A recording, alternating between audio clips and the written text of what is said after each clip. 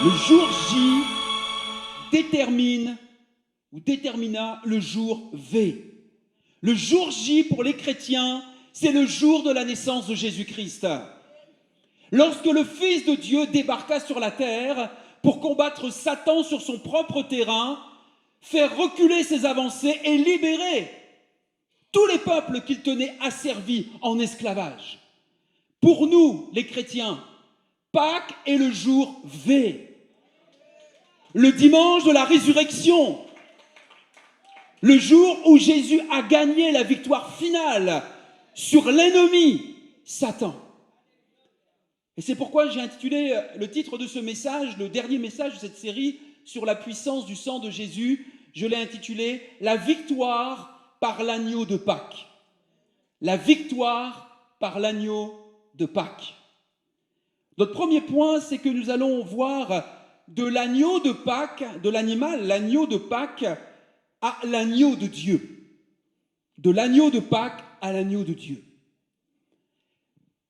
Quand vient le dimanche des rameaux, ça c'était il y a une semaine, dimanche dernier, c'était le dimanche des rameaux. Quand vient le dimanche des rameaux, nous célébrons en fait l'entrée triomphale de Jésus à Jérusalem. Et vous le savez, Jésus va être acclamé par les foules. Hosanna, Hosanna, va crier la foule. Et il allait mourir sur la croix moins d'une semaine plus tard à l'occasion de la Pâque. Selon le plan de Dieu, Jésus-Christ est l'agneau de Pâques final et ultime. Le message de l'Évangile et la progression du plan rédempteur de Dieu sont symboliquement révélés dans les fêtes d'Israël. La Pâque est la première des 3 saisons de fêtes dans le calendrier juif. Et le mémorial pour les Juifs de leur délivrance en Égypte, eh bien c'est Pâques, et la Pâque est toujours célébrée le 14e jour du mois de Nisan, ce qui correspond à mars-avril dans notre calendrier grégorien. Et la Pâque est la fête juive la plus importante, parce qu'elle représente la première rencontre de Dieu avec le peuple de son alliance. Et la fête de Pâques comportait 3 parties. La Pâque, le pain sans levain et les prémices. Jésus célébra la Pâque et il se rendit au calvaire où il fut crucifié. Jésus-Christ, Yeshua, comme nous l'avons chanté, est notre Pâque, notre Sauveur. Il est venu non pour couvrir notre péché, comme c'était le cas avec les sacrifices d'animaux, mais pour ôter notre péché.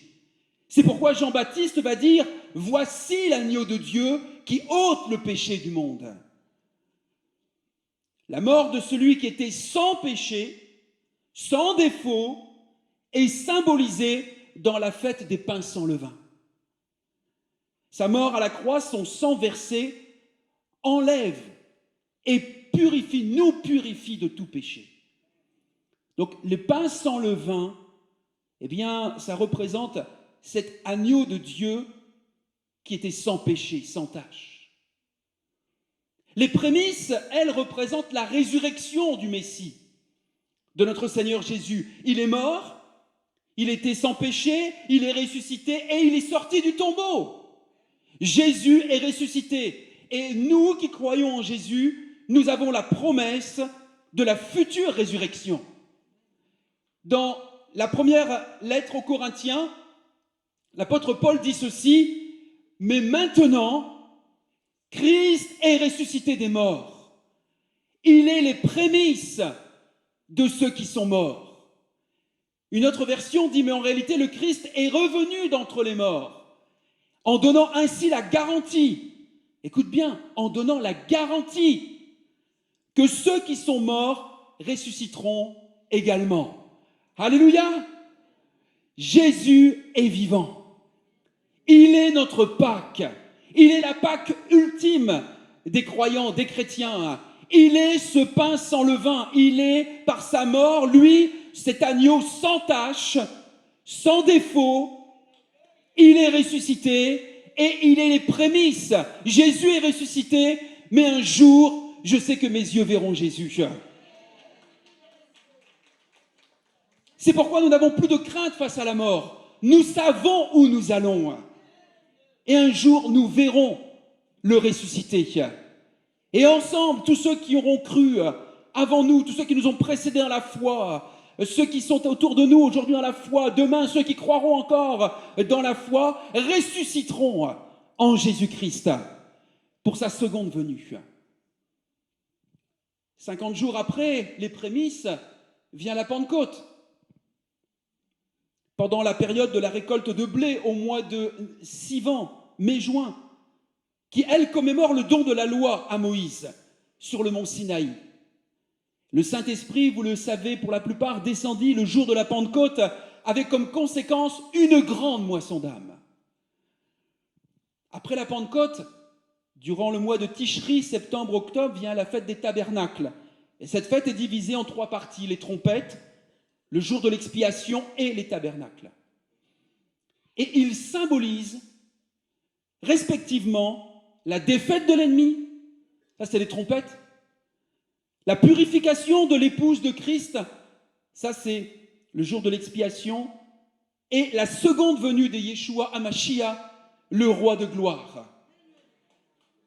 Et les 7 fêtes israélites dont je viens de vous citer rapidement, succinctement, avaient une portée prophétique. Tout ce que le peuple juif a vécu sous l'ancienne alliance symbolisait prophétiquement ce qui allait arriver. Et Jésus l'a réalisé. Et Jésus va le réaliser, parce qu'il y a certaines prophéties qui ne sont pas encore réalisées. C'est pourquoi si certains disent « Mais pourquoi vous les chrétiens, vous ne fêtez pas toutes les fêtes juives ?» Mais parce que nous fêtons celles qui sont réalisées et accomplies, mais pas celles qui ne sont pas encore réalisées. Le retour de Jésus n'est pas encore arrivé. L'enlèvement de l'Église n'est pas encore arrivé. Mais nous y croyons. Durant la saison de Pâques, de la première Pâques, et c'est pourtant important que nous, les chrétiens, nous puissions comprendre ensemble ce que signifie Pâques, que nos enfants, nos adolescents comprennent que Pâques, comme ça a été dit, ce n'est pas une histoire de lapin, de poule en chocolat. C'est beaucoup plus important que cela. Ce n'est pas une fête commerciale. C'est quelque chose qui a marqué l'histoire de l'humanité depuis le début des âges. Et dans la saison de Pâques, le chef de famille choisissait un agneau, un animal, pour la Pâques, le 10e jour du mois. Et au soir du 14e jour du mois de Nisan, l'agneau était tué. Cela laissait 5 jours pour s'assurer que l'agneau était sans défaut. Et lors du dimanche des Rameaux, Jésus arrive à Jérusalem et il va être examiné par les religieux juifs et il va être trouvé sans tache ni défaut. Le 5e jour, il fut cloué sur une croix et tué. Ce que l'agneau pascal annuel avait préfiguré en symbole, Jésus va l'accomplir en réalité. Le fait de comprendre le rituel de Pâques nous aide à comprendre les grandes vérités concernant ce que Jésus a accompli pour nous et pour l'humanité quand il est mort sur la croix. Quand l'agneau de Pâques était tué, on recueillait le sang dans une bassine sur le seuil de la porte, puis avec une branche d'un arbrisseau qu'on appelle l'hysope, eh bien on étalait le sang sur les côtés de la maison, sur le linteau, les poteaux, le linteau de la maison. Et c'était fait ça le soir du 14e jour du mois de Nisan. Donc on tuait l'agneau vers 15 heures, on le faisait cuire, ensuite on étalait son sang sur les poteaux et le linteau. Et à 18 heures, la famille entrait dans la maison par la porte ensanglantée pour être garantie de la protection de la plaie de la mort. Et là, ils partageaient ensemble le repas qui symbolisait leur délivrance. Voyez-vous, il y avait des instructions précises pour la préparation de l'agneau. Premièrement, il fallait qu'il soit entièrement rôti. Ensuite, il fallait qu'il soit complètement consommé. Rien ne devait rester le lendemain. Il n'y avait pas de reste à mettre dans les tupperwares et dans le frigidaire pour le lendemain ou le surlendemain. Il fallait tout consommer en famille le soir même. Et troisièmement, il n'y avait pas un os qui devait être brisé. Et enfin, l'agneau devait être placé, nous disent les historiens, sur une broche en bois en forme de croix, afin que le corps de l'animal ne s'ouvre pas. Eh bien, en cette première nuit de Pâques, alors que les Israélites mangeaient leur repas, le récit biblique nous dit que l'ange de la mort balaya le pays d'Égypte, passant de porte en porte, et si l'entrée était couverte par le sang de l'agneau, l'ange passait par-dessus la maison. Et c'est ça que ça signifie Pâques, la pécha, passer par-dessus. C'est la signification du mot Pâques. Et le sang était la marque, le signe qui protégeait les personnes se trouvant à l'intérieur. Le jugement venait sur chaque maison qui n'était pas couverte par le sang, et le premier-né de cette famille mourut. C'était la Pâque du Seigneur. Et Dieu utilisa le sang de l'agneau pour sauver son peuple de la mort. Le sang expia les péchés de la maison dans laquelle se trouvait la famille. Chacun fut couvert, pas seulement le père et la mère, mais les enfants et toute autre personne qui faisait partie du foyer. J'aimerais vous dire que de la même manière, Jésus, l'agneau de Dieu, a été placé sur un morceau de bois en forme de croix. Il a été entièrement consommé par la mort. Mais aucun de ses os ne fut brisé. Son sang a encore le pouvoir d'effacer le péché.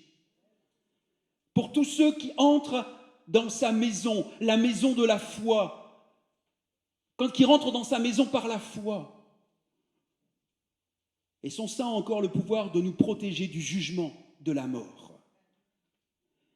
Je vais appeler Nicolas à me rejoindre, ainsi que les bien-aimés qui sont prévus pour le service de la scène du repas que nous allons prendre dans quelques instants.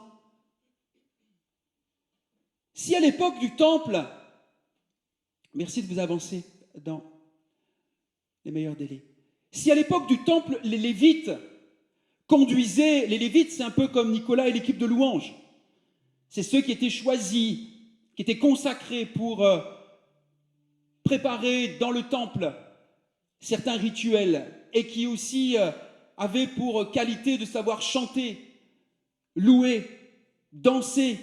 Tu vas danser, Nicolas, ou pas? Non. Okay. C'est pas un vrai lévite, Nicolas.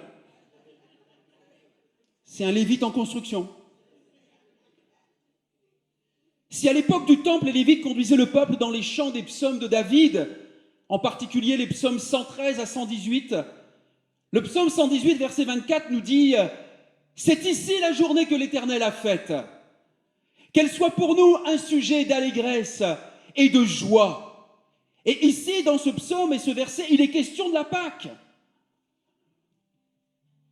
Pour nous, le sang de l'agneau parfait, Jésus-Christ, a traité une fois pour toutes le problème du péché et de la mort. Et son sang est efficace chaque jour. Mon frère, ma sœur, toi qui es de passage, toi qui es habitué de ce lieu, le sang de Jésus est efficace chaque jour, et chaque jour nous pouvons dire « C'est ici la journée que l'Éternel a faite. » Réjouissons-nous et vivons dans la joie du salut. Chaque jour, demain, après-demain, tu peux dire en te levant « C'est ici le jour que l'Éternel a fait. » Qu'il soit pour moi un sujet de joie et d'allégresse. Aucun prophète de l'Ancien Testament ne parle de l'agneau de Dieu de façon plus révélatrice que ne le fait Ésaïe, 700 ans avant la venue de Jésus. Et le chapitre 53 du livre d'Ésaïe est l'un des plus beaux passages, un des plus émouvants de toute l'Écriture. Et je vous propose de le lire ce matin ensemble. Si vous avez votre Bible, ouvrez-la à Ésaïe, au livre du prophète Ésaïe, au chapitre 53. Pour ceux qui n'ont pas leur Bible, le passage va aussi s'afficher à l'écran. Mais j'aimerais vraiment que toi, mon frère, ma soeur, mon ami, qui a ta Bible, papier ou numérique, tu puisses l'ouvrir au chapitre 53 d'Ésaïe et de laisser les paroles à nouveau t'interpeller. Certains, vous allez les relire pour la énième fois. Mais la parole de Dieu a toujours une profondeur à nous révéler, une vérité cachée que nous n'avions peut-être pas compris ou saisie. Et en relisant ce texte ce matin ensemble, laissez l'Esprit de Dieu vous aider aussi à approfondir votre relation avec cet homme de douleur, avec ce serviteur souffrant, avec cet agneau de Dieu, Jésus, qui fut blessé à cause de tes crimes, de nos crimes, qui fut accablé à cause de nos propres fautes, à cause de nos propres torts. Il a subi notre punition. Nous n'étions pas meilleurs que les autres, je n'étais pas meilleur que les autres. J'ai crucifié Jésus. Par ma façon de vivre, par ma façon de me comporter, je l'ai cloué sur la croix. Et nous sommes acquittés. Il a reçu les coups et nous sommes épargnés. Lisons ensemble Ésaïe, chapitre 53. Qui a cru à notre message? À qui a été révélée l'intervention de l'Éternel? Il a grandi tout droit comme une jeune pousse ou comme une racine sortant d'un sol aride. Il n'avait ni prestance ni beauté pour retenir notre attention, ni rien dans son aspect qui pût nous attirer. Il était méprisé, abandonné des hommes. Un homme de douleur, habitué à la souffrance. Oui, il était semblable à ceux devant lesquels on détourne les yeux. Il était méprisé. Et nous n'avons fait de lui aucun cas. Pourtant, en vérité, c'est de nos maladies qu'il s'est chargé. Ce sont nos souffrances qu'il a prises sur lui, alors que nous pensions que Dieu l'avait puni, frappé et humilié. Mais c'est pour nos péchés qu'il a été percé. C'est pour nos fautes qu'il a été brisé. Le châtiment qui nous donne la paix est retombé sur lui. Et c'est par ses blessures que nous sommes guéris. Nous étions tous errants, pareils à des brebis, chacun de nous allait par son propre chemin. L'Éternel a fait retomber sur lui les fautes de nous tous. Il était maltraité et il s'est humilié. Il n'a pas dit un mot. Semblable à un agneau mené à l'abattoir, tout comme la brebis muette, devant ceux qui l'attendent. Il n'a pas dit un mot.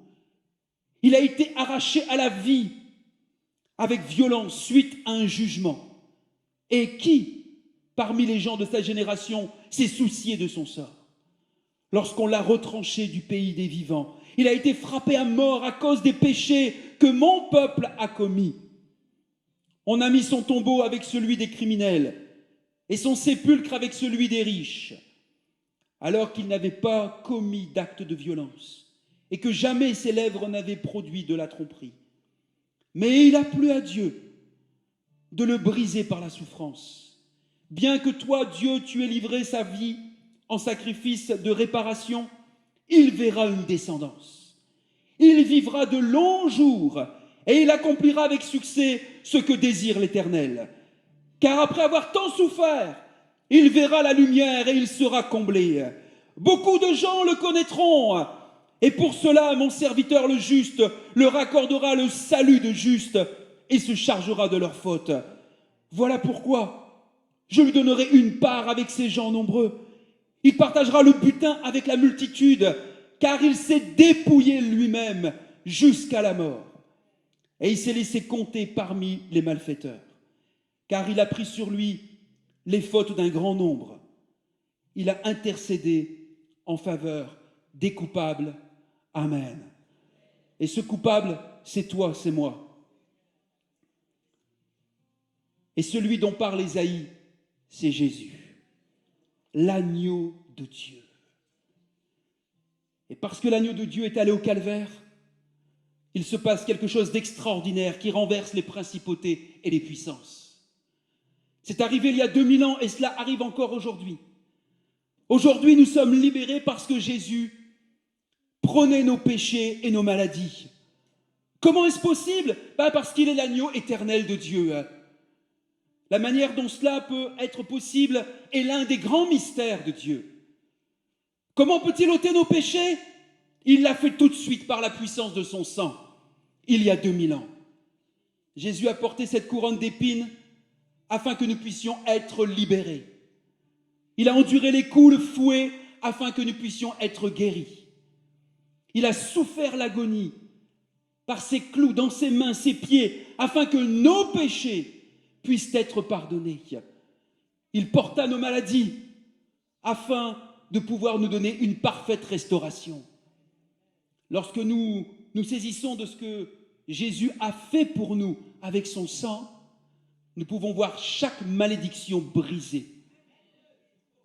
Et c'est ce que nous allons chanter. Rien ne peut sauver mon âme que le sang de Jésus. Alors vous qui êtes avec Jésus, vous qui êtes réconciliés avec Dieu par Jésus, par la foi que vous avez placée en Jésus, le Messie, votre Sauveur, je vais vous inviter à vous lever à votre place pour que vous puissiez ensuite communier, partager le pain et le vin. Ces éléments symboliques que Jésus a partagés avec les premiers disciples pour commémorer sa mort, pour que nous puissions nous souvenir, comme il y a un souvenir du 8 mai 45, il y a un souvenir que les chrétiens ont de la mort de Jésus à la croix en partageant le pain et le vin, en prenant ces éléments symboliques de la scène du repas. Et nos frères, nos sœurs vont partager, vont venir distribuer ce pain, cette coupe que vous allez prendre. Et ensemble, nous allons communier. Chantons avec le Lévite Nicolas.